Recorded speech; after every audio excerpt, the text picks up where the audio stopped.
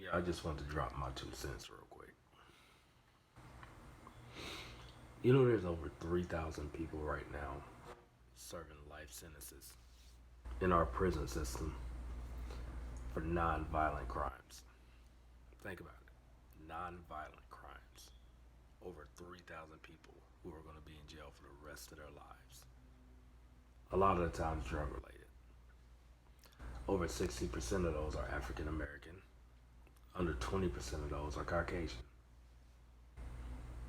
You know, there's people who are serving 20 years in jail for shooting warning shots. Not even shooting anybody, just shooting warning shots to scare people away. There's people who are doing more than 10 years for shooting a police dog. A dog. Don't get me wrong, I love my dog. My dog's literally right there on the floor. But over 10 years for killing a cop's dog. There's people who are serving over 10 years for stealing a jacket, for selling drugs, for robbery where nobody actually gets hurt. And this Amber Guyger officer gets off on this case with a 10-year sentence. Do you wonder why African Americans don't trust the justice system? Could you imagine if that young man had actually went inside of her house accidentally and then shot and killed her? Could you imagine how long he would actually be locked up? Like, this is the problem with the prison system, with the court system. When stuff like this can happen, and everybody on both sides, whether you're black, white, Black Lives Matter, Blue Lives Matter, when everybody on both sides can't be outraged looking at that going, man, you just took somebody's life.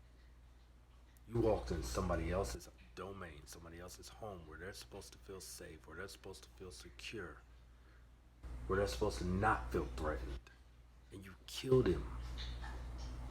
And on top of that, the text messages that she had with other people talking about getting a German Shepherd, and the guy said, hey, it may be racist. And she says, it's okay, because I am. Like, that alone would have told me that was not an accident. The fact that she admitted to everyone out there saying, hey, I'm racist.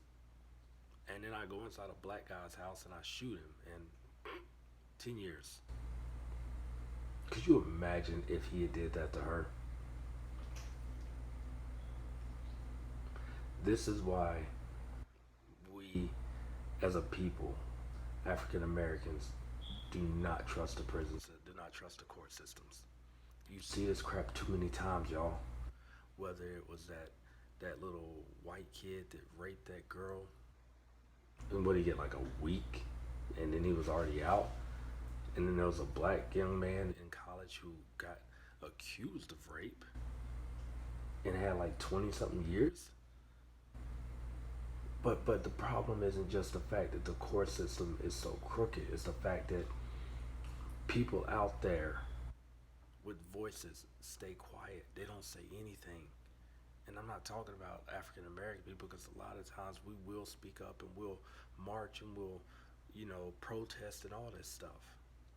But there's a lot of white people out there who have voices that know that what's going on in these situations is wrong, and they say nothing. They say nothing.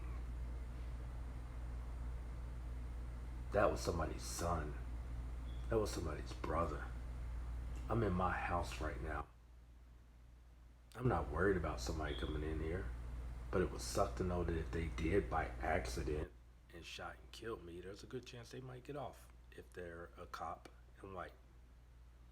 And y'all know me, I don't really play the race card like that, but I call a spade a spade. And if this had been any other person that wasn't white, walking into a white person's house and shooting and killing them dead on their couch, they'd be doing life in jail. You ain't gotta like what I say, you ain't gotta agree with it, But you know it's a fact. It's a fact. Rest in peace to that young man. She definitely should have got the 28 years that he would have turned instead of that 10 years. It's ridiculous. That's my 2 cents. You can spend it how you want to. Like the video if you want to. Share the video if you feel others need to hear it. Comment what you think below. It's crazy. It's a shame.